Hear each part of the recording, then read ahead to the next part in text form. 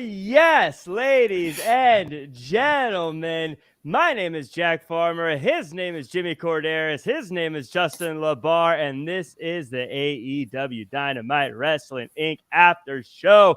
And if we got a good one, we've got debuts, we've got title matches, and FTR isn't going anywhere. It's going to be a good one. But before we get into it, Justin, how are you today, buddy? Haven't seen you in over a week.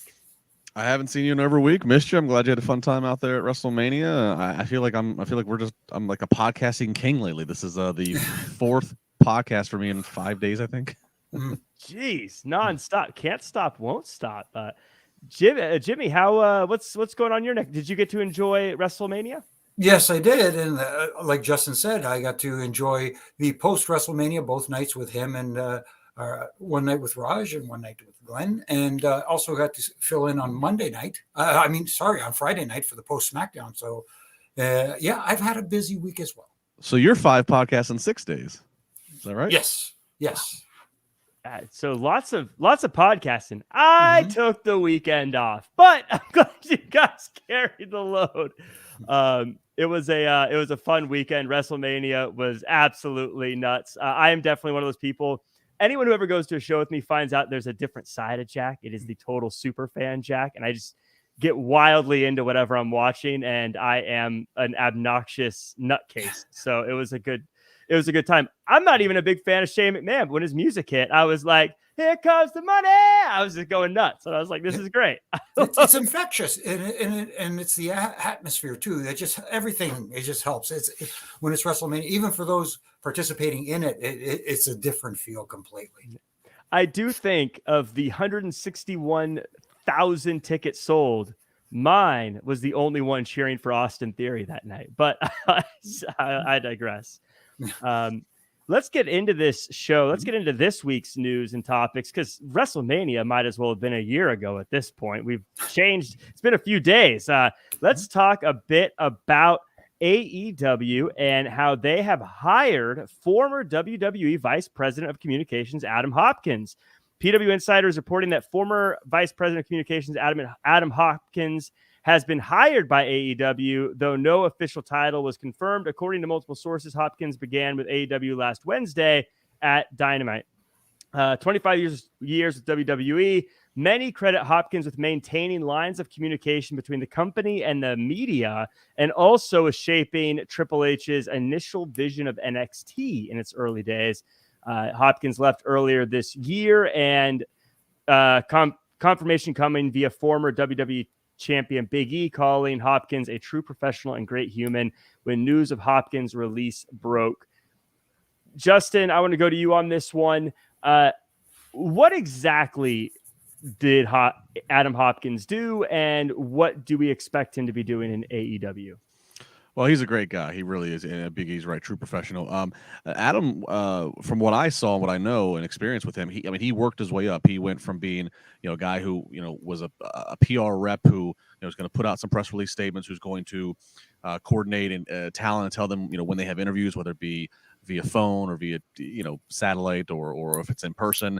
And then he's working with, he worked with me and many others in the wrestling media, in terms of coordinating, hey, we're coming to your town.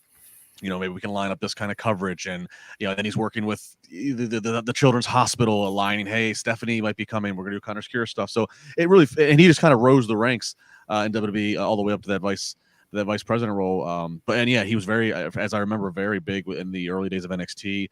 I don't remember how many, they hadn't been at Full Sail for too long, but they had invited, and I went down to Full Sail, and then he kind of coordinated me getting backstage access and getting to sit with Triple H and learn about what they were doing Full Sail in NXT, got a tour of the Performance Center. He was very big in helping coordinate all of that with media coming all over and wanting Triple H to let us see firsthand what this is they're trying to, this ground that they're breaking for their developmental. So I was sad to hear that when he was gone from WWE, but this is another huge behind the scenes pickup of somebody who most fans don't know. But I don't know what his exact. I assume his role would be something very similar to AEW and AEW as it was WWE. What's interesting is that AEW, since their launch, had been using the same firm for PR that the Jacksonville Jaguars use, obviously because same ownership. So it is interesting that they are now, maybe moving on, maybe not moving on, but at least bringing in somebody who knows the wrestling business, knows the media, knows it's a very funny, fickle, unique thing. So I think he could bring a lot of good input and knowledge to their structure. Yeah, Jimmy, this is something that I said this with another recent hiring from AEW, but this is one of those hirings I don't think is going to get a lot of attention. It's not going to get the buzz of a Jay White, which we'll get into in a little bit. But this is a big one, and I think I'm no marketing or PR major, but I see the Twitter, I see some of the way announcements are made and things, and I feel like this is just a really good signing for AEW in a way that maybe people won't notice, but long term will be a good thing. No, absolutely, and I couldn't have said it any better than Justin said it. And those who know Adam know that he is a great guy. And see, I know him as my fellow card player. On days, we had some downtime and we'd play little cards backstage and stuff like that. But he knows his job very well. And like you said, Justin, it is a fickle media industry, especially when it comes to pro wrestling, because that quote unquote, I'm doing the air quotes if you can't see me, that stigma attached to pro wrestling. But when you're dealing with pro wrestling media, sometimes they feel like he knows how to handle all sides. Yeah. He knew how to handle all sides and professionally, and everybody liked him. Everybody liked him. We used to, except for Tony Chimmel, but Tony Chimmel didn't like anybody. But that being said, I like this signing by AEW because, yes, you can sign all the in-ring talent, and yes, they've signed some more in-ring talent, and they're very overloaded with it. But it's the guys that you don't see. The guys that handle all the nuts and bolts that make things work. And Adams Hopkins is a guy who can make things work and help advance them and move forward. And who knows, maybe this big announcement was his doing that. We'll get into that again also later. But good signing by AEW. And Adam, congrats, buddy. Yes.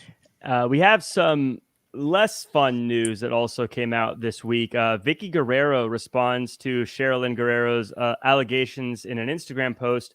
What happened with Sherilyn Guerrero has claimed that her stepfather sexually assaulted her 3 years ago on a cruise ship, and that her mother, Vicki Guerrero, abandoned her following the alleged incident. Vicki responded to the accusation and weighed in with her side of the story, at least for a few minutes. In an Instagram post, Vicki Guerrero claimed that her relationship with Sherilyn had been hostile for over 15 years and that she had tried to deal with her daughter's narcissism. The AEW talent and former WWE personality also said that Sherilyn's close friends and family had distanced themselves from her because of her, quote, manic behaviors. Regarding the alleged sexual assault incident, Guerrero said that Sherilyn was, quote, drunk on the cruise and demanded Plan B from a pharmacy in the Bahamas because she thought she had been raped after having guys in her room, and that she was tired of her daughter's constant manipulation, lies, and disrespect. Guerrero indicated that she would see Sherilyn in court and that they would no longer be related. This is an absolute sad story, and whenever it gets into things like this, I always like to say I know nothing in this situation, and it's just unfortunate all around. Justin, I don't know if you have anything to add to this story, but it's an unfortunate one. Well, yeah, I mean, it's heavy content that we have no way or no business even trying to, I hope everybody's okay. So the bottom line in terms of health, I guess the commentary that we can provide, since this is a wrestling podcast, is just unfortunate that obviously the Guerrero name is so revered and respected, especially just this past weekend, given the the Dom and Ray storyline and all the Eddie tributes that were made. So it's just unfortunate for wrestling fans it's unfortunate that just publicly that this, whoever's side is right, wrong, whatever, wherever the truth may lie, that this is just playing out in public, that wrestling fans are seeing this and hearing this, because one, it's a family, it's a name that is so revered and respected, as I said, and also it's a family that has dealt with, and I'm sure is forever ever going to deal with it, even if it was 17 years ago. It's the tragedy of losing the patriarch of their family and Eddie Guerrero. So this just sucks to see and hear. Yeah, Jimmy. Obviously, more important than wrestling, what's going on with this family, and hopefully things work out. And like Justin said, hopefully at the end of the day, everything. I mean, I don't want to say everything's okay. I don't know what you say to this. It's just sad and unfortunate. Yeah, that's exactly right. You don't know what to say to this, and I know people are going to be out there and trying to choose sides. This isn't about choosing sides. This is just hoping that everybody comes out of this okay. And like you said, I don't know what happened. I don't even want to speculate. All I know is that it's sad when you see this happen to families. Yeah. And that's the important thing. See, you talk about the wrestling business being a family, but family is first and foremost. And again, I don't know what more you can add. It's just sad. Yeah, not really much more we can add on that. So I hate being the person who says thoughts and prayers, but thoughts and prayers, and I hope again it all works out there. Mm-hmm. Let's get into some more fun stuff. Let's get into some pro wrestling. But before we do, let's ask everyone, as always, leave a 5-star review, like, comment, share, subscribe. If you're on here, go to Apple and leave a 5-star review and leave a nice little comment there. We could use some of your kind words there, as well as again on YouTube and sharing it on social media. In fact, I'll give a roll call of names who I'd love to see do that, whether it be Ricky Zaldivar, Mike Rouse in the house, Bit Milligan. I haven't seen you in a while, Bit.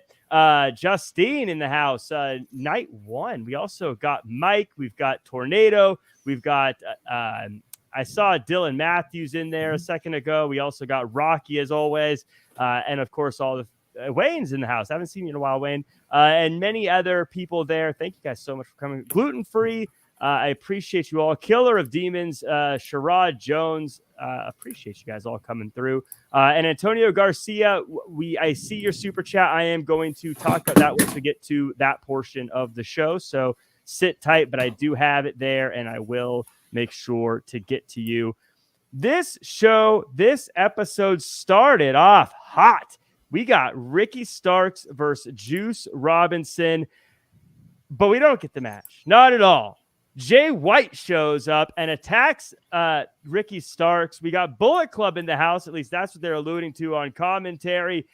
I thought that this was a great move by AEW, especially considering all the scuttlebutt around what's going on with WWE and how people were saying Jay White would be a perfect person to debut at Raw after Mania or WrestleMania. I thought this was a great time to put him on right up front. Shook the world. Jimmy, what are your thoughts of this segment? I think it's a great signing, first and foremost, but at the same time, there's a couple of things here. I just felt rushed, that opening segment. Yes, you want to start off hot. You want to start off with a bang. You are starting off with a bang. You're having Ricky Starks versus Juice Robinson. At least make it look like we're going to get this match before you do the intro of Jay White. Give it some time. Take your time. Tell the story. It just felt to me like it was rushed. And it would have had a bigger impact if it, I don't know. How many times do I have to say it? 20 pounds of potatoes in a 10-pound bag. And not only that, they go through this segment. We have this introduction. Then they go straight into the next thing. They didn't even let the audience absorb this before they went into the next segment. So, yes, I'm happy about him signing. And the other thing, really quick, sorry, Justin, to keep rambling here, is this is a loaded roster. So trying to find a spot for him is going to be challenging. Let's put it that way, despite the great signing. Yeah, I mean, it was so rushed that production missed the money shot of it being him. They cut to a stage that was still black. Then they cut back to Juice attacking Ricky from behind. And then by the time it got back, Jay's dove in the ring. So, I mean, and look, this is your opening shot. You're starting from the starting line here with all your cameras in play. Like, this should be, it's not like you had to transition from like a whole match or something. So I was disappointed in that, but nonetheless, that's the production of me nitpicking. Yeah, I mean, look, it got a reaction. It's got people excited that I've seen on social media who follow AEW. But I'll just ask the question that I could ask after many of their signings. Is he going to bring you one more fan that you don't already have? Now, look, you can say, okay, now that you have him and Juice and now, Bullet Club or a different combination of things. Yes. Is that a gimmick or a theme that could help sell a non-televised house show at a market? And we know that they're starting to venture into those. Potentially. Is that something that can help sell a state? You know, I'm not saying he can't contribute, and like he can't contribute by adding depth and context to their booking options, but all it is just another combination of the 100 toys you have, and just what order do you want to line them up in? Is he going to bring anybody extra into the room? That would be my question. And I would say the same thing if he had signed with WWE.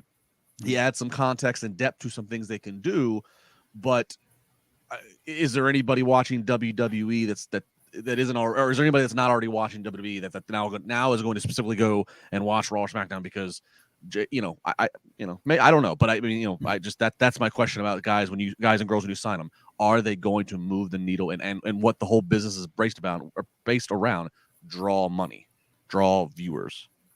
I love this. I loved everything about it. I thought this was I mean, I won't get into the production side of it, but I love that this started off hot. I love that it came in so quick and you didn't know what was going on. I loved that this guy came in who, again, I'm looking at Twitter, I'm looking at social media, and people have been saying this guy is going to be the one to take on Roman Reigns. I mean, that might be I didn't see that myself, but I'm seeing those are people that are, yeah.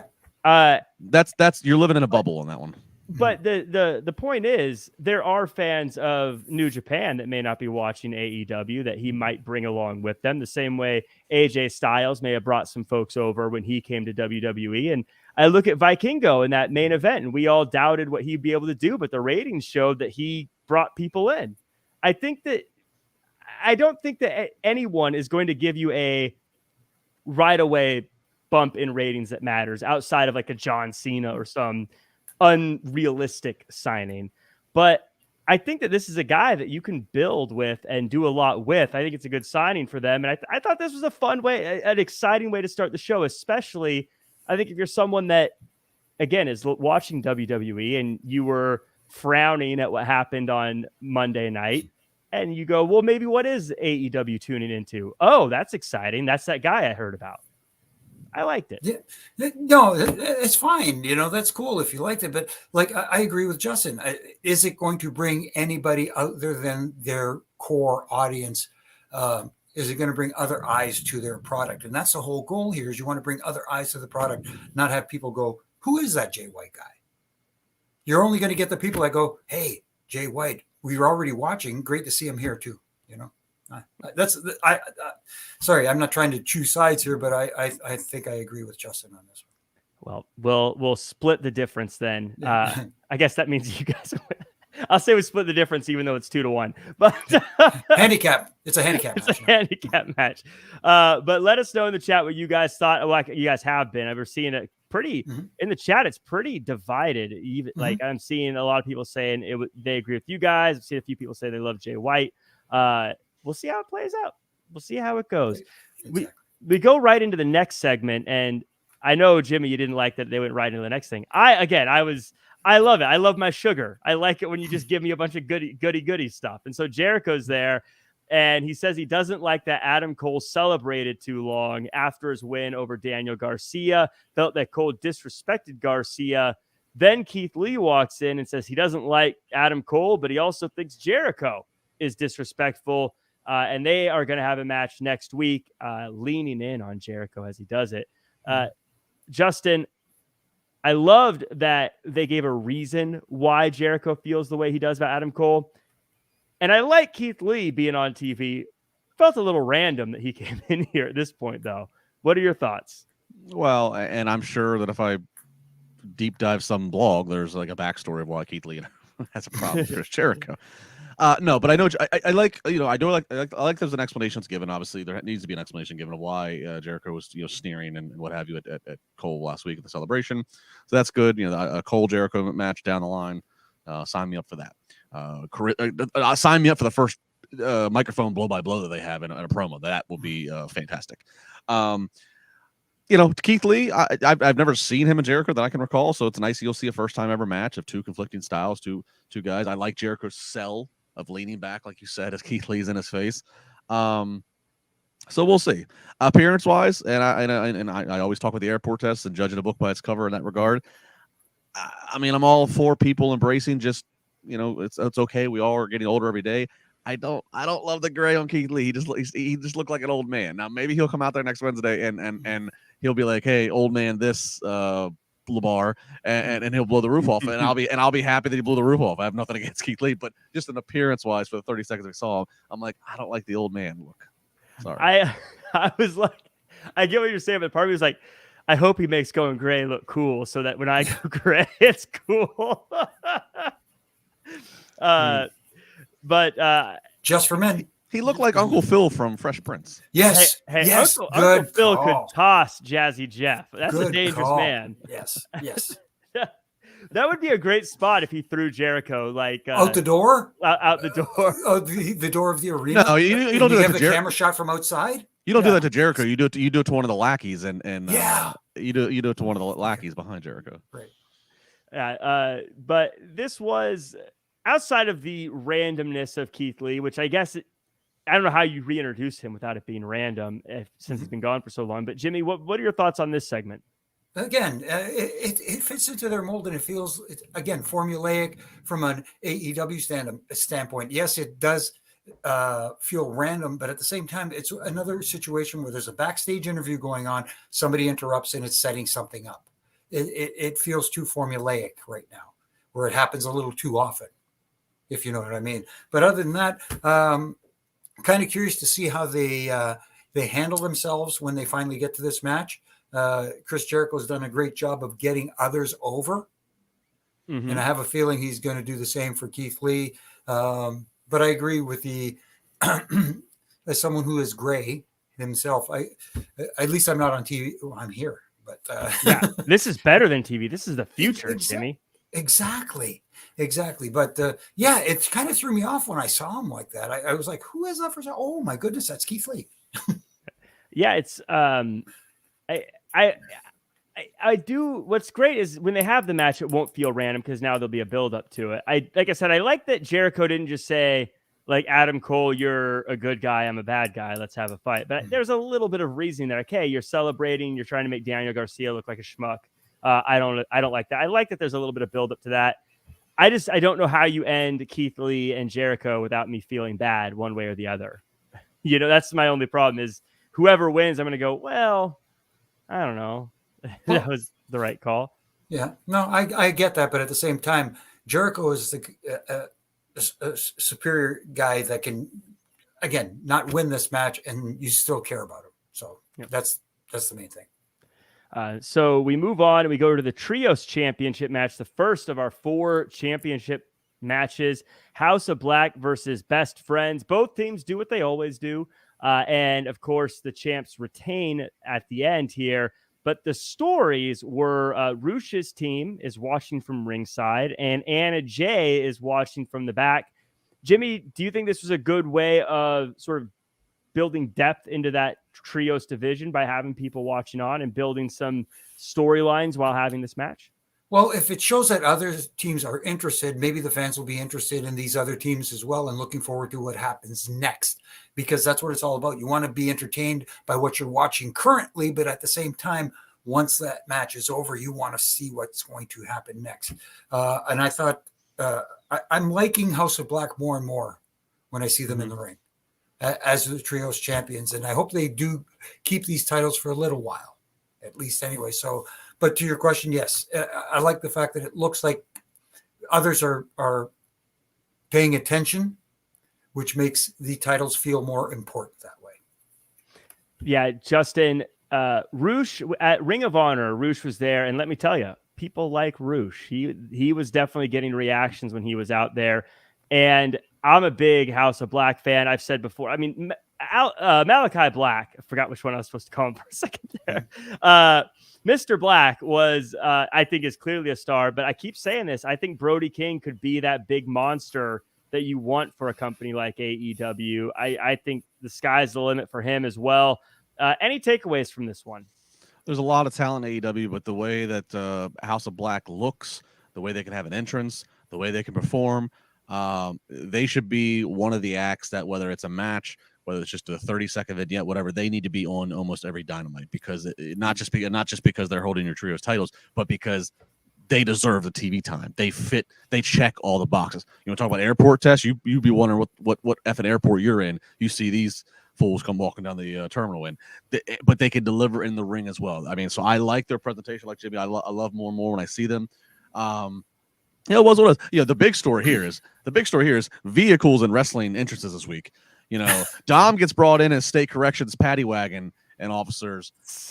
Ray's got Snoop Dogg driving him in a lowrider, but stop the presses. The Chrysler minivan with Sue driving just brought these guys to the ring. Right. Some would say it's all the same difference. By the way, not to keep talking about WrestleMania, but I was moving around. I like to move around during shows like WrestleMania, and I had joined up with this group of people who were such huge fans of Rey Mysterio during that match. So fun. We were going nuts. We were going nuts for Rey the whole time. I'm a Dom fan, but I just got sucked up into the moment, and I was like, "What do you mean great. You're moving around at WrestleMania? Don't you have a ticket? Don't you have to sit where you need to sit?" Yeah, I got a ticket, but you kind of cruise around. You meet people, hang out, watch the show together. So rather than a bar crawl, you're seat crawling. Yeah, pretty much. You never know who you're going to run into. I ran into a bunch of great people. I know that. The last WrestleMania I was at, who was sitting behind me? Macaulay Culkin. Swear to God, he was right behind me. Macaulay Culkin, Kieran Culkin, and their girlfriends. That's awesome. How do you not just turn around the whole time like, "Hey, I know you"? And I talked to him. He was cool. He didn't want to do any selfies, pictures, and I know why, and I was fine with it because somebody later did like come walking in our aisle and like started snapping pictures. It drew attention, and then you started having people all coming, and he had to be like he had to be kind of a dick and tell them all no. Yeah, but he talked when we all went up into the bar area inside for a minute to get reprieve, and he talked wrestling. He was very, very fun, very laid back. But yeah, you never know who you're gonna be sitting by at WrestleMania. Exactly, yeah. And even in WrestleMania, like at WrestleMania 2000, I got heckled by Michael Clark Duncan. Oh, during the Hardcore Battle Royal. You hear that big voice, and you're like, "Who's heckling me?" I mean, like I'm on the floor. No, I'm on the floor, and I'm hearing this guy heckling me from a referee. Come on, and he's going on and on. Finally, I got to the point where I just wanted to turn around and say, "Okay, shut up, dude." And I turn around and go, "Green Mile." Green Mile. Oh, that's great. But I agree with you, Justin. House of Black definitely should be on TV. I guess that's why I like the start of this. Is again, I'm thinking to myself, if there are people who sort of fell off AEW because they were excited about WWE and then for whatever reason decided to jump boat after Raw. I think it's silly to jump boat after an episode, but you come in and you come in with Jay White signing, Keith Lee talking to Jericho. You got House of Black and Best Friends out there all in a like quick succession. You're like, oh, wow, there's some cool people on this show. And then you stick the landing with a notification of Christian returning with a new look Luchasaurus. Jimmy, what's next for those two? Very interesting. Obviously, it looks like a more meaner Luchasaurus. So this is going to be interesting. And it's going to be interesting to see how Christian Cage plays into this. It's going to be, I'm curious to see how, I want to see the debut, the re-debut. Let's put it that way and go from there. But he does look like a meaner dinosaur. Yeah. Justin, does he look like a meaner dinosaur? I've seen a lot of dinosaurs in my day, but he is one of the meaner ones on the look. No, I like this. It was quick. I liked it. I liked the effects. I liked the way it was shot, him coming through the red lights and smoke. And I mean, Christian's a great heel. He gets great heat, as we've seen. So him as a mouthpiece for a guy that walks the part. There's a ton of potential there, but they've got to see it through. They've got to slow play. They got to establish him. And again, it's I know Dynamite's only 2 hours. Even if the squash or the establishment or the promo and the vignette is not, even if it doesn't happen on Dynamite every week, you have to. Even if the match is on Dynamite every week, you got to take 30 seconds to show. Here's a recap here's a recap of the Rampage that Luchasaurus caused, and it just show the destruction he had on other shows or whatever. It just you have to figure out, prioritize, who do you want to feature, who are you looking at to sell these big pay-per-views and these big venues over the next 6 months, and you need to prioritize them, and then you need to prioritize them by saying they have to get at least 30 seconds of Dynamite every week, whether it's a match or not. There needs to be consistency because, all this, it's like a dog chasing cars. We talk about Jay White. Let's see how many Dynamites now in a row Jay White's on. That's a fun game. Let's see how many Dynamites in a row Jay White is on for either a match, a promo, or a vignette. Let's see how many that they can do. I mean, and do that experiment with everybody, and all of a sudden it's going to become a really funny tracking system to see. Wardlow, not tonight. Mm-hmm. Yeah, I agree with you. I think it's almost like, and I'm not a booker, so I'm just making this up and shooting from the hip as I go, but you need your like top 5, whatever, that are on every single week. And then you need your next 5 that are maybe on every other week, but they get a small 15-second, 30-second clip video when they're not on. And then you have the ones that are on maybe every 3 weeks and they don't get videos or whatever. You know what I mean? Like, you need to just have that so these are the people that the fans are going to know, and then the ones maybe they don't know as much, but we're getting some videos and stuff, so there's top of mind. Because I mean, it's been too long for Wardlow, but even if it's like he's not on for 2 weeks, if we get a 3-minute video package of Wardlow, I don't know, working out or doing whatever Wardlow does, it makes you go, oh yeah, Wardlow, and it says in action in 3 weeks. You go, oh sweet, that's cool. He's going to be in, something, I don't know, just to at least you hope you get that reaction. Right. But basically just so I go, oh yeah, Wardlow. And we don't have this. Where's Wardlow been? You know what I mean? Out of sight, out of mind. That's the only problem here though. And that's the problem when you have a deep roster like this and not enough TV time, and Rampage just ain't cutting it as a third hour. So, because even looking back at like, from what I understand, like for certain people have had issues where they couldn't be on for whatever the reason is. Like, tell us, just so we don't go, what happened to so-and-so? If you just say so-and-so, like with Cody rehabbing from his injury, if someone's injured, give us a little video every now and again. Mm-hmm. So-and-so rehabbing from their injury. And I go, oh, he's injured. That's why he's not on TV. I don't go, what the heck? Why aren't they on TV? I don't know. Mm-hmm. Speaking of on TV, we've got Jamie Hayter defending the AEW championship against Riho in a fairly competitive one. Justin, what I loved about this match, I mean, the match was cool, but one little thing that I loved is as Jamie Hayter was coming out, they mentioned Jamie Hayter had just surpassed Riho's title reign length before she fights Riho. I just thought that was one of those little things that makes you go, oh, that's interesting. Gives it a little bit of spice. Yeah, I mean, and if you're gonna keep stats, if you're gonna have people be the champion that long, then you got to utilize it. Absolutely. So yeah, I think nice touch there. Not much really to say here. Hayter wins. I expect it fully so. I know Riho's forever going to go down as the inaugural women's champion at AEW, but yeah, this is Jamie Hayter all the way. And you look, and then by the announcement that we're going to get later of the big show they're going to have down the line, I mean, Jamie Hayter, you got to think if she does drop the title before then, you still got to have her position to be in a top tier match because she's going to be a top tier local draw. Mm-hmm. Again, I don't want to get too ahead of ourselves. We'll do it in a minute, but yeah, good stuff for Jamie Hayter. I like her. Yeah, Jimmy, I was thinking to myself, she's probably one of the best built women's champions they've done as far as she defends regularly against top people, and she might be one of the most popular wrestlers they have. Like when you listen to the crowds and what they're doing, she has them eating out of her hand as far as someone who doesn't have a shtick, if that makes sense.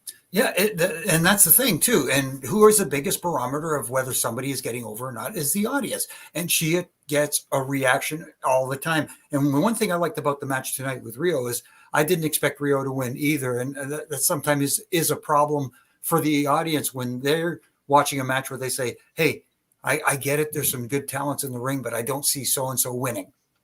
But they were still into the match, and the ladies had a heck of they put on a hell of a match. And you know what? They did something that a lot of the guys should learn from.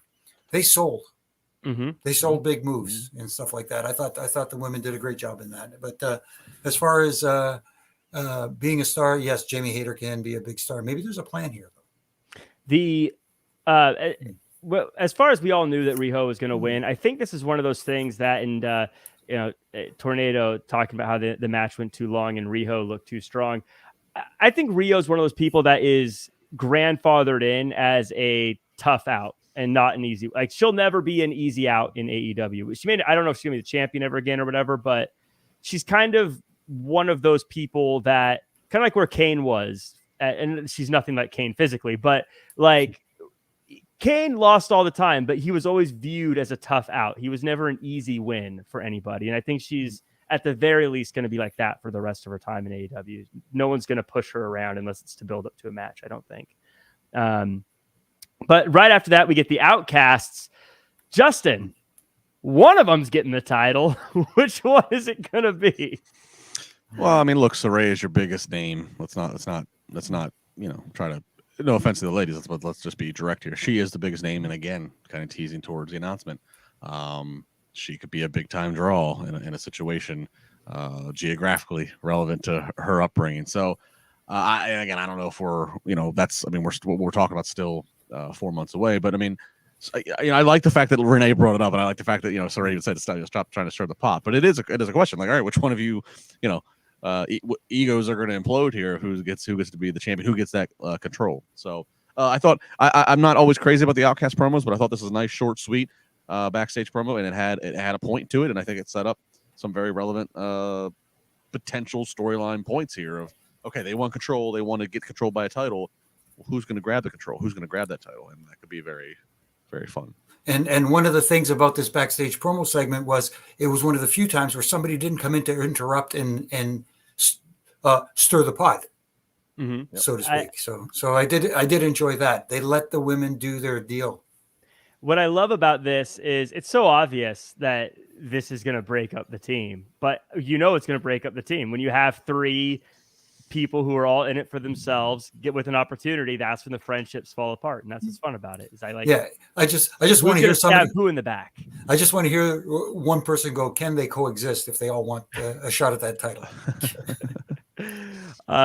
Speaking of coexisting, the Jericho Appreciation Society comes out and they want the Acclaim to join JAS, but they say no, we don't. And so Cool Hand says it sounds like you want to fight together. Which was a funny little swerve from me. Justin, I feel like this is a pointless but fun little side adventure for Acclaimed. What about you?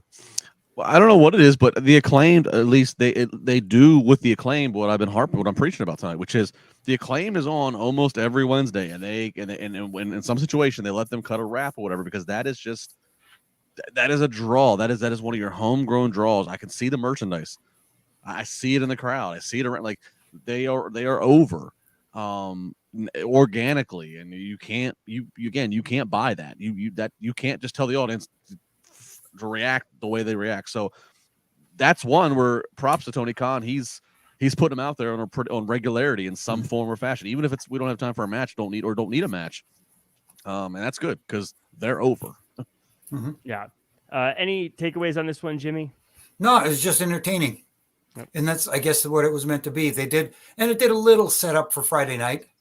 Whether it helps or not, debatable, but it doesn't matter. The Acclaimed is always very entertaining when everyone loves the Acclaimed. Yeah, but I think Justin nailed it. I think because they're on regularly, it's very easy to go, oh yeah, these guys. Absolutely. Someone else who's been on regularly is MJF, and that didn't change today. He got the key to the city, and he also did a song and dance, and then he found a way to make speaking up for people with ADD just the jerkiest thing imaginable, which only MJF can do. The segment ends as Jack Perry, dressed like a symbolist, attacks MJF, and Sammy makes his way to the ring. Before getting to the Sammy Guevara stuff, Jimmy, this reminded me a lot of that Dinner Debonair moment, if you remember from AEW.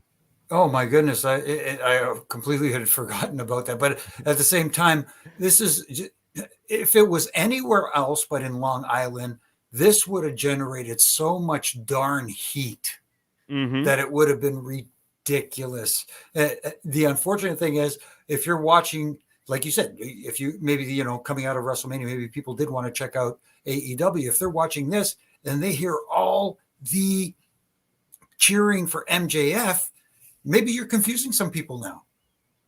I thought this guy was a real bad guy.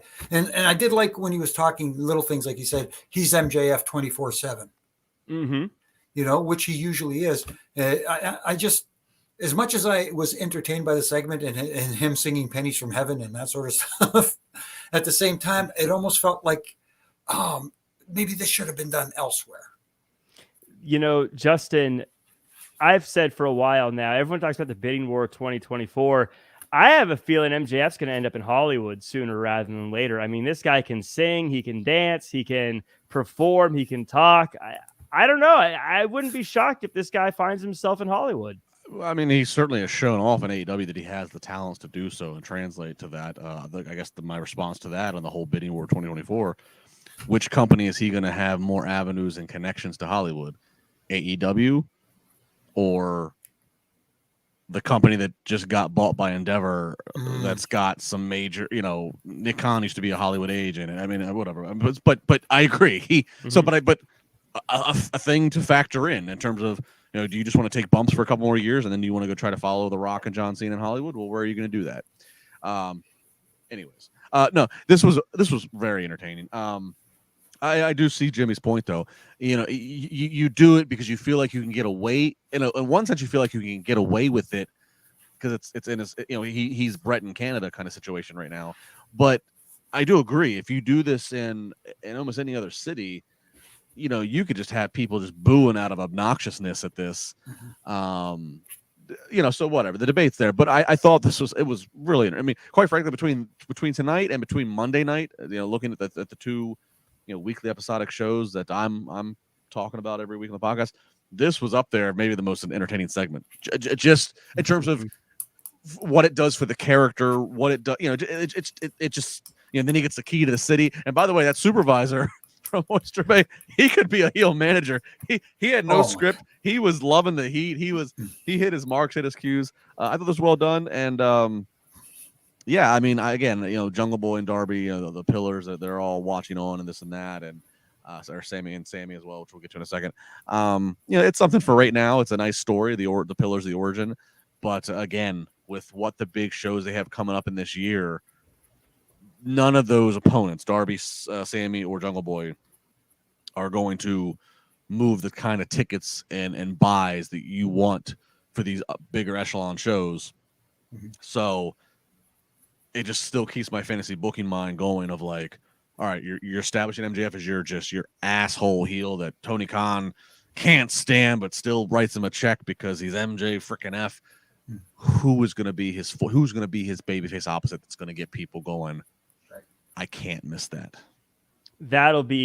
That's the big question, because I agree. I think going forward, the guys, I thought they did a really good job of this segment of getting all three guys involved in the MJF segment without it feeling too overpacked. But at the same time, I got to give another shout out to MJF here, because you see people who struggle with their online Twitter persona versus their on-screen persona and things like that. And MJF is constantly MJF. Yet at the same time, without stopping being MJF, he will advocate for Jewish people. He will advocate for anti-violence against Jewish people. He'll advocate kind of for ADD today. Yet he still is the jerk, but he's getting his advocate. Like, he's doing what he's still doing the good things that he wants to do while also being the character he is. And it's just incredible how he's able to balance those two things without really sacrificing one or the other. I don't know. That's why he's the guy he is. That's why he's on the show doing what he's doing, because he's so good at it. We get Sammy Guevara versus Komander after this. It was a fun match. Sammy gets the win as Darby looks on from the rafters, a la Sting. Post-match, he says MJF had other people do his part of building the pillar, and that he just kind of runs through teams and gets people to do his work for him. Ironic, considering Sammy Guevara has been tied at the hip to Jericho this entire time. But Jimmy, going back to what you said earlier, I thought this aspect of it was brilliant. Sammy Guevara cutting a promo on the big jerk bad guy champion while still being a bad guy because of where he's at. So Sammy could kind of cut a good guy promo while still getting the booze he needs to stay the bad guy. I thought that was a kind of a smart move. Well, as long as he took shots at MJF, and that's a smart thing about it, because nobody was going to boo MJF in Long Island. So I see your point.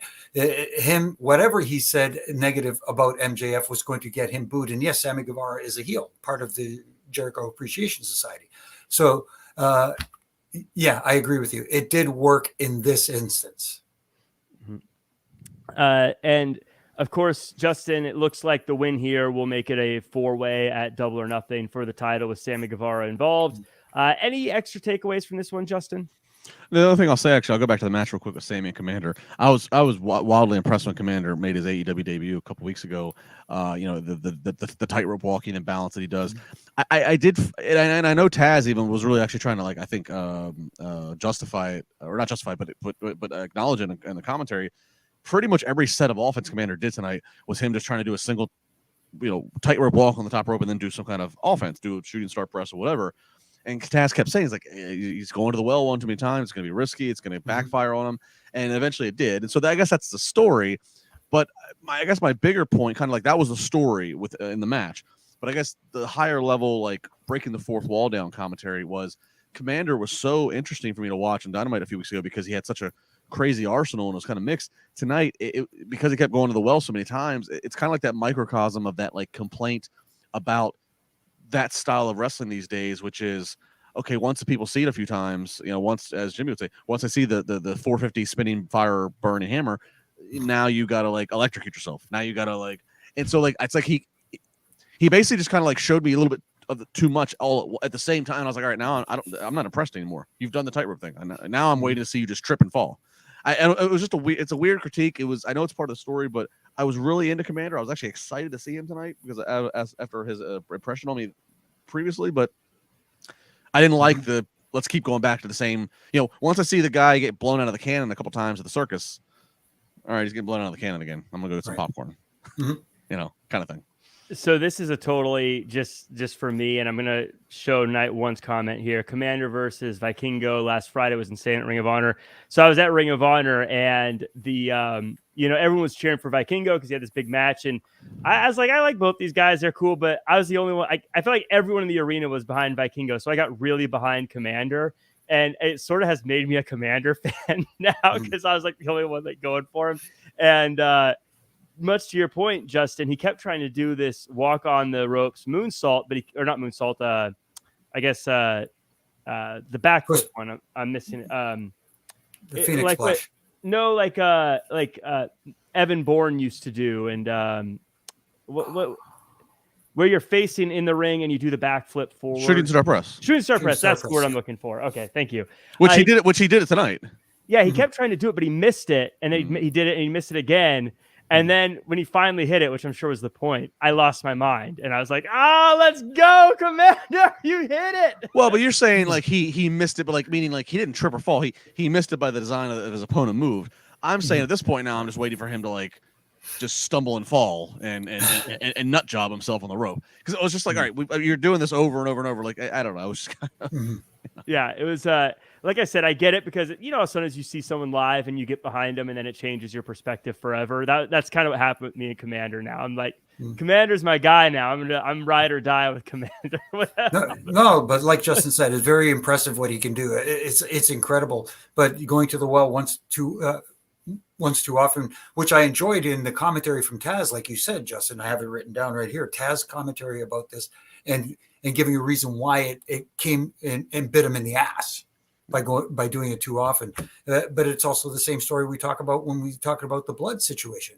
When you see it too much, it doesn't mean as much anymore. Yeah. If David Copperfield makes the Eiffel Tower disappear every single week, well, all of a sudden when the Eiffel Tower disappears, it's not a big deal. It's you eat steak every night for dinner. All of a sudden, steak ain't a luxury. It's that same logic. I get what you're saying, but you'd have to make the Eiffel Tower disappear a lot before that got less impressive. You'd be surprised, Jack. You'd be surprised. Maybe you're right. 3 times, huh? Can you make Buckingham Palace disappear? So we get FTW versus or the FTW Championship Hook versus Ethan Page. Story is Page tries to cheat, but Hardy grabs the title and hits Page with it, costing him the match. Jimmy, I know you're a fan of Ethan Page. I am too, so I'm glad he's on TV and he's got a little bit of a story here. I think I'm going to predict that your response, though, is you'd like to know some of the story more on Dynamite and less of it on the other shows. Absolutely, and that's the thing. This story has to play out on Dynamite, and again, having Ethan Page, who, like I said, like you said, I'm a fan of. I think his work is great. Having him in a rivalry with someone like a Matt Hardy will only elevate him, and and gaining that big victory over Matt Hardy, it's almost like the Chris Jericho situation. You have a name guy that you have a victory and can only elevate him to and again, hopefully see what's next, which will be getting fans interested in the Ethan Page character. This is Justin the classic example of I like the pieces, but I'm kind of over the story. We talk about these groups that come and go and things like that. This group getting together and then breaking up feels so unimportant that I like the pieces, but I don't really care that they're breaking up. It means nothing to me.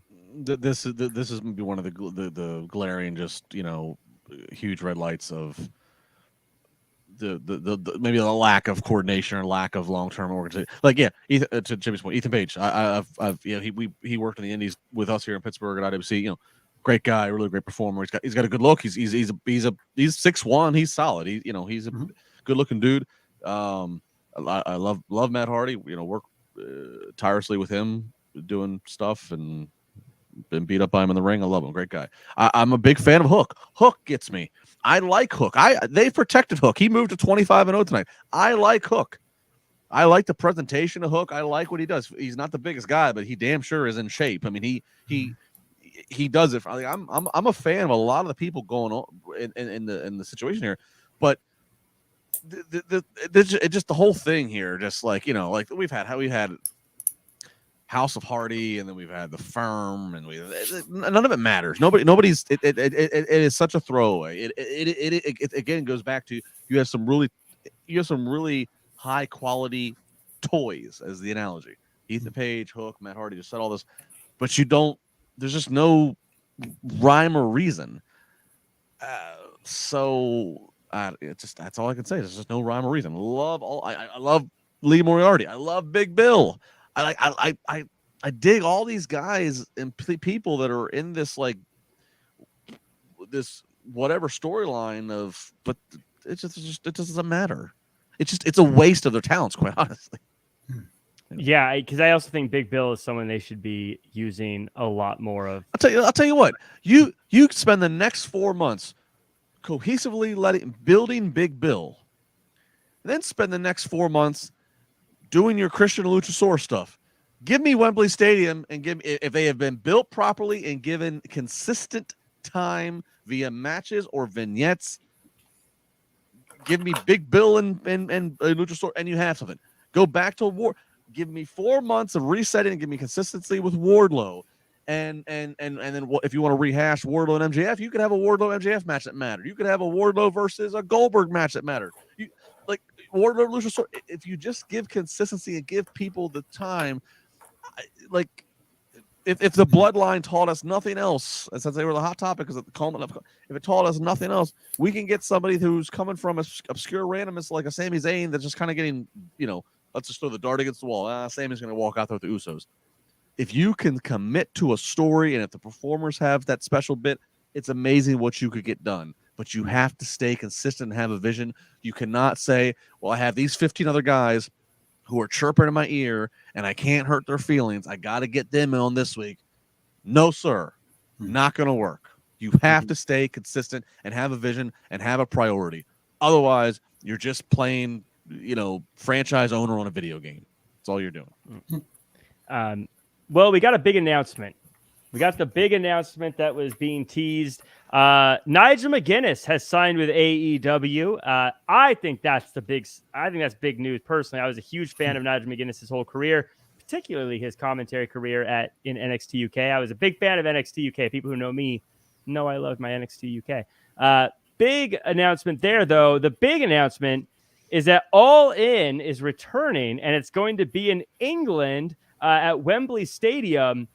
Justin, AEW gets some flack for saying they've got big announcements all the time.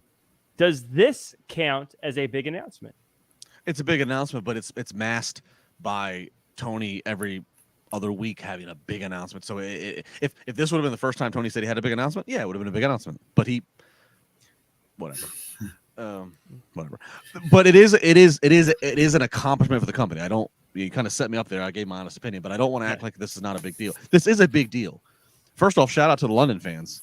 They're going to get Money in the Bank on July 1, and then 8 weeks later they're going to get this. So that's awesome too, and I love my fans. And maybe I'll go to London this summer. Well, it's several things. So then you start. First off, it's late August. It's August 27th. So normally the next weekend, which is Labor Day weekend here in America, normally that's when they do All Out in Chicago. I'd have to assume they're not going to do that. I cannot imagine in his right freaking mind, Forbidden Doors or not, that you're going to book another show the week later for All Out. So I don't know. So that's one thing. So then I start thinking, okay, what is going to be the draw here?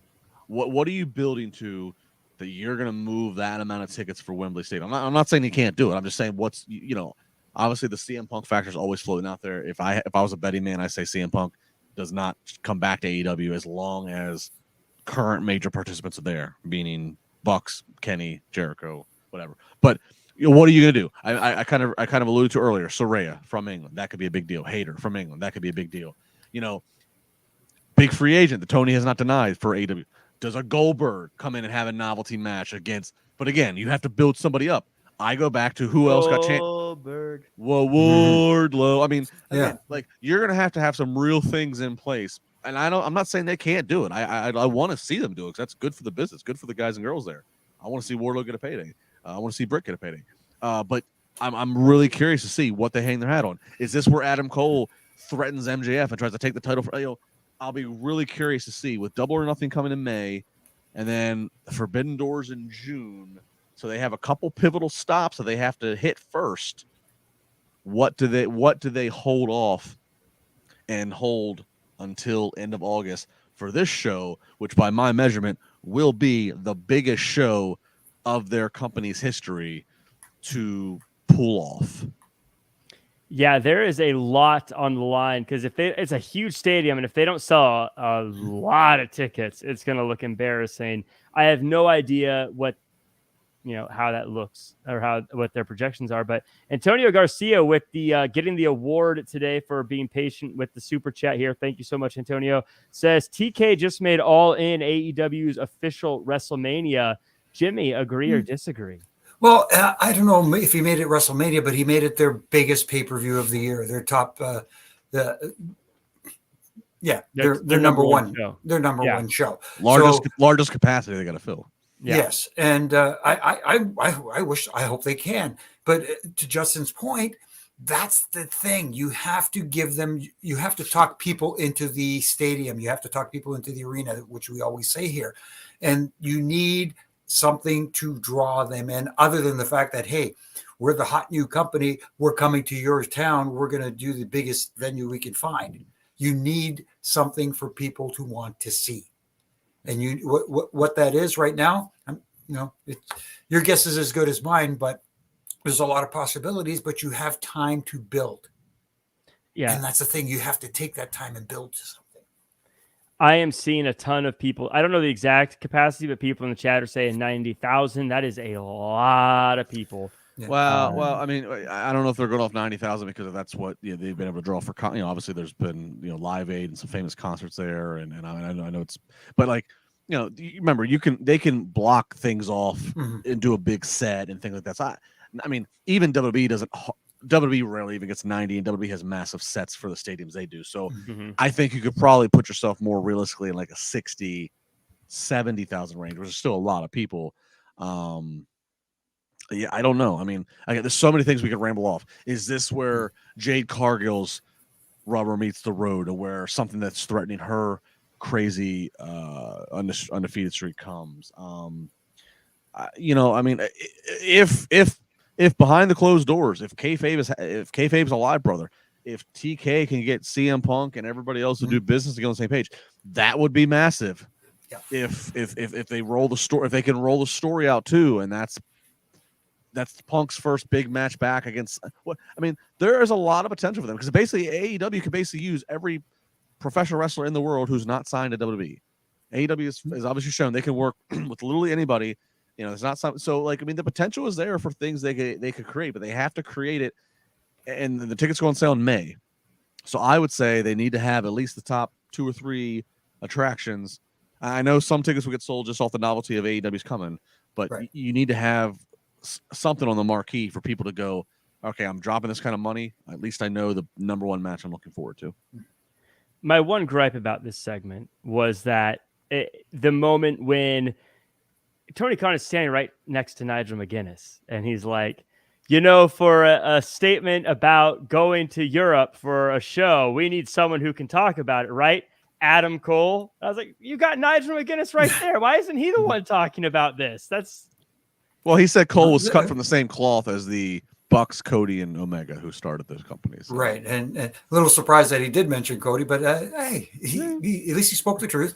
And maybe this was a sign that Adam Cole is someone that they're figuring into the plans here as being maybe the main attraction for that show in some form or fashion. Wouldn't be a bad idea. We get Blackpool Combat Club versus the Locals, and this was a close one. I was on the edge of my seat most of the match. BCC get the win, and Bryan Danielson said that he was with his family and realized that what he really loves is hurting people.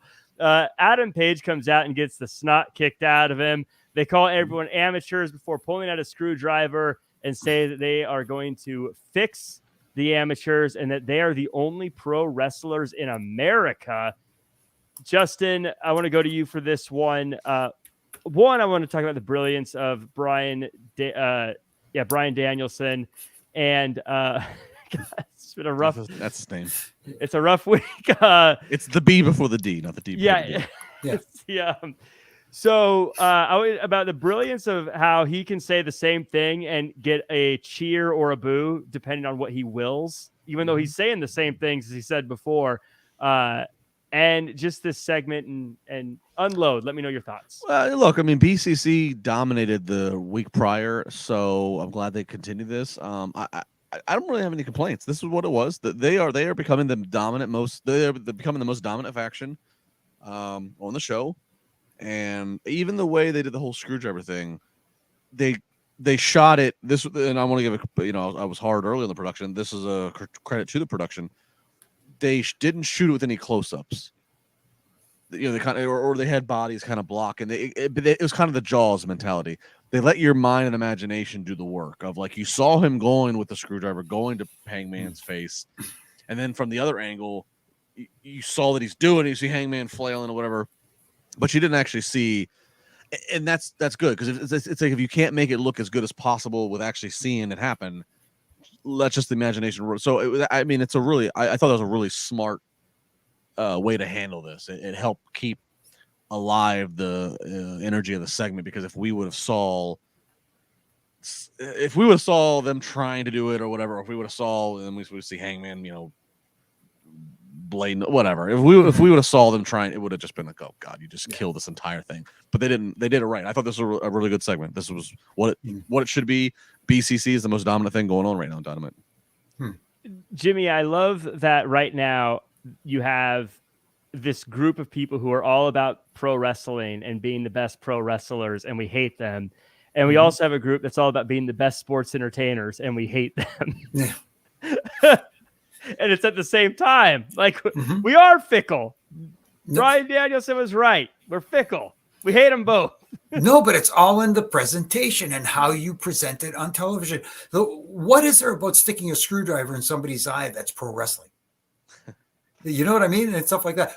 And I hate to go bad dad joke here, but we talk about AEW tightening the screws. This isn't what we meant, Bryan Danielson. But again, I apologize for the bad joke. What's it say by me that I'm the one that audibly laughs out loud at your bad? Hey, I've heard your bad dad. I've heard your bad dad jokes for 10 years, and I still laugh at them.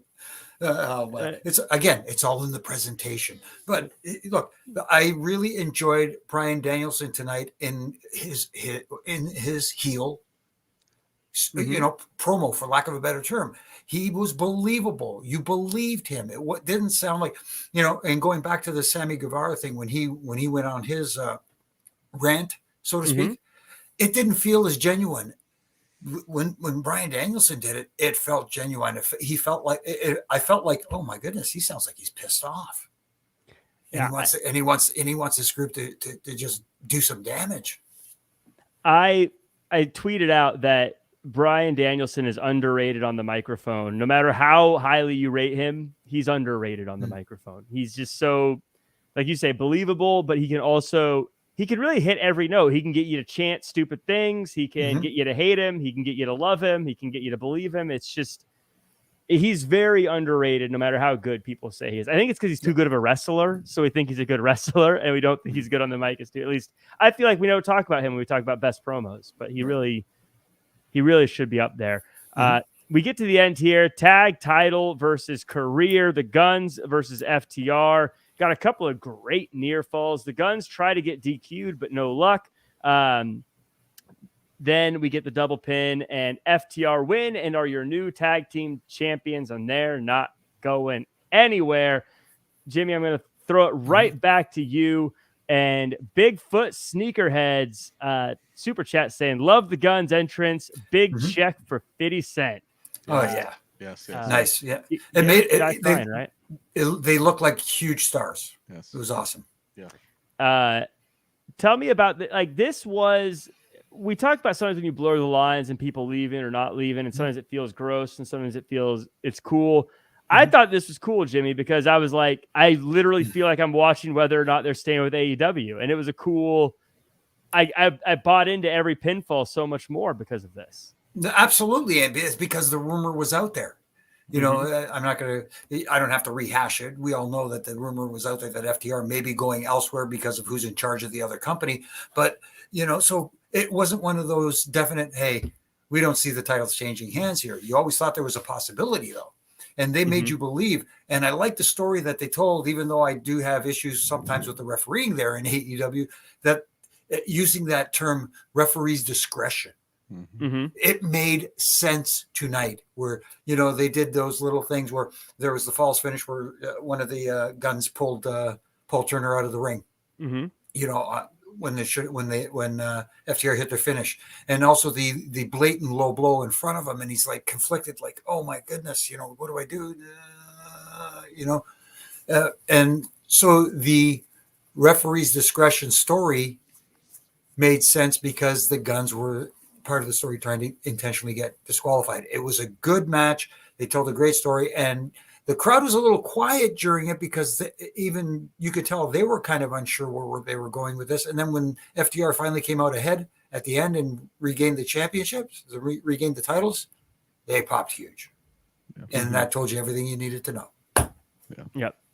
Justin, any thoughts on this one? How did you feel about the story told, the build, all that good stuff? No, I thought this was actually really well done. I think hats off to everybody. Hats off to the talent. Hats off to the referee. Hats off to Tony Khan. There was a lot of rumor about the FTR, so they leaned into it and set this main event up, which really felt like a main event you needed to see. Like, what's going to happen? Are these guys leaving? The Guns, better ring gear. They look more like, they're kind of like stealing a little bit from like Shawn Michaels mid-90s, but that's an okay person to steal from. Felt bigger deal. The music, having 50 Cent, because the music prior was too generic. It was too generic to when you can hear the first few bars of the music and you don't even know who the talent is. That's not a good sign. But so when you get a song like a 50 Cent song, if that's going to be their song moving forward, which I assume it is, like it makes their entrance feel bigger, makes them feel bigger, and to the point where I even tweeted, and then I joked later when I was wrong. I was like, "Is Tony Khan paying the rights to use for a 50 Cent song for a team that he's going to drop the titles off of?" And sure enough, he is. But that's okay. FTR, again, they're staying. Good for them, it seems, because FTR is one of the best tag teams around, so that's a good keep for AEW. And again, I had the same notes too. We rag on AEW about the lack of DQs and the lack of acknowledgement for the rules, but again, at least the referee and again commentary doing a good job acknowledging the conflict here, and this is okay. I mean, this is not new. Earl Hebner in the 90s in matches, he would let things fly or whatever, Stone Cold would do something because we don't want to see it end this way. And that's okay because the rules were applied elsewhere, but here's the main event title match. So I felt it was okay It gave reprieve. I didn't feel like there was any unnecessary heat on the ref. And I think, not that Paul Turner's in the booking meeting vouching for this, but I thought it was kind of interesting that Paul Turner was the referee in this match that was getting the justification for why he's doing this, because I do think out of all the refs they have, Paul Turner is the best one they have. My opinion. Jimmy, you might have different. You don't have to answer if you don't want to. But I think Paul Turner, for my estimation, he's the best ref of who they have. So, all things considered, I thought this was actually a really solid main event for them with the execution. A little rushed at the end, but which we're not. That's just because of them. But overall, I think solid by all parties here. Yeah, I thought it was good. I personally really enjoyed the show. I have a quick question for you, Jimmy, that comes from earlier in the night, the hook segment. As a referee, is it just personal preference when someone gets choked out to drop the arm 3 times versus 1 time? Is there a code of conduct for certain situations? Because this time they did 3, but I feel like most of the time these days they do 1. Right. That changed over the years. Back in the day, it was 3. And then for us, at least anyways, it was told we want to make it look more with the advent of with the growth of MMA in WWE. At least they wanted to make it look more legit. So, because drop the arm once, that's it. Which sucks, because the old-fashioned 1, 2, it was like a false finish. so much more dramatic. Yeah. Yes. Yeah. Absolutely. And it was pro wrestling. Yeah. That was the difference. I agree with you, Justin. I think the 3 times is, but when you go back and forth, because I've seen both being used in a lot, at least in AEW. Let's put it that way, because that's what we're talking about tonight. I've seen it there where they've done both. With the 1 arm drop, they've called for the bell, and I've seen the multiple. So I know we're coming up on our time here, Jimmy. Real quick, has WWE ever not done the 3? Like, was there ever a Vince edict of like just check them once? We're gonna be more real sport. Was there an edict for that? Yeah, eventually it turned to that because like I said, with the growth of MMA, they wanted to make it look a little more legit. Why would you drop it 3 times in every other kind of a combat sport? You drop it once and you're done. You're out. I wonder, was that around the same time? Because you still would have been there. Was that around the same time when Taker, he's back to being dead man, but he's allowed to like wear MMA gloves? He's embracing his MMA. Was that when he's using like the triangle choke as like Hell's Gate? Was that like? I feel like that would have all been the same movement of time. Yeah, pretty much, pretty close to that. Yeah. Cool. So we get a final super chat here, and let me know if I'm saying your name right. Ani Rude saying, very sad 72 hours for WWE. Cody losing, Vince back. I do want to say I saw a lot of people tweeting that Jay White went to AEW and FTR is staying because of the rumors of Vince. And I don't know, but I got a feeling that was all figured out before that news happened. That was not decided yesterday. Real quick, it's not like Jay White and FTR were all on a chartered plane heading to Stanford. Right. They heard or read some news on their phone and then hijacked the pilot to turn around and go to Jacksonville or Long Island. Yes. In tonight's case. It's not. I'm not saying that like they're not monitoring the situation in WWE's structure to form their opinions. FTR, I think it definitely was already decided. Jay White, who knows? But like but even the Jay White thing, the Juice Robinson versus Ricky Starks, that was already set in place. Like whatever. Like I'm not saying that like Vince is not a factor to that, but everybody's acting like we saw this shitty Monday Night Raw, which Jimmy and I talked about as a pretty shitty Monday Night Raw, all things considered. Everybody's acting like there's a shitty Monday Night Raw, and like everybody just like ripped up contracts that they had agreed to. No, it's not how this works. And furthermore, WWE's got some things to look for. I'll be curious if Vince is at SmackDown and blah, blah, blah, blah. But like, bad, 72 hours for WWE. They just got a company that just spent $4.5 billion to take over 51% of the control. That's not a bad day. It's just we can get in the weeds, as Vince would say, about creative and some things, but let's keep perspective on what's going on here for all things considered. Cool. Yeah, pretty good day for WWE when you think of it as a company, actually. Yeah, it is the wrestling business after all. So that does it for us. Always want to thank everyone who's in the chat. Make sure to like, comment, share, subscribe. Justin, where can the world find you and all the stuff you're working on? At Justin LaBar across the socials, Twitter and Instagram. I guess Friday morning I'm back spar with LaBar on Busted Open Radio channel 156, and then of course always on Mondays as well with Jimmy and yourself for post Raw. So as always, please tweet us, tell us where in the world are you and what are you doing when you listen to this podcast. I love to know. We really appreciate it. And Jimmy, where can the world find you? Like Justin said, here on Wednesday nights and Triple J again on Monday nights. And you can catch me on all my social media platforms with my ref and rants from Monday to Friday every week. Again, little critiques to help build, not to tear down. But also you can catch dropping every Wednesday, Reffing It Up with my good brother in stripes, Brian Hepner, and RJ steering the ship, where this week our topic of discussion, the incredible Hulk Hogan and his impact on the pro wrestling / sports entertainment industry. That's a big conversation to have, but it should be a good one. And you can find me at Real Jack Farmer across all social media. Of course, you can also check out Santino Bros California Love. It's on Fight TV, the replay where I did commentary for that one. Also going to be heading up to Defy Wrestling. If you are in the Seattle area on Saturday, come check us out at Washington Hall. I'll be doing ring announcing there. And I'm going to be doing interviews at Championship Wrestling on Tuesday. That airs live, or not live, but it airs across the country. And you can check out episodes on YouTube for that. So keep posted there. Also, follow at Wrestling Inc. for all your wrestling news. Me and Raj are back on Thursdays chatting about whatever news we decide we want to chat about. Let me know what you want to hear us chat about. But thank you to everyone in the chat here. Again, like, comment, share, subscribe. Blue Chew, Sonny Sitar, Wayne, Carlos, James Winter, Shano17, Rocky, Killer of Demons. We also got Steven Wilson and Anirudh and JT098 and so many more. Edward Cousins, by the way, John Millard. Lots of you guys. Thanks for coming through. Rob Pablo and everyone else. Foam Knuckles. Appreciate you guys. That does it for us. And we will see you, I guess, tomorrow. I'm so used to saying tomorrow for NXT, but tomorrow for the Thursday show. Until then, have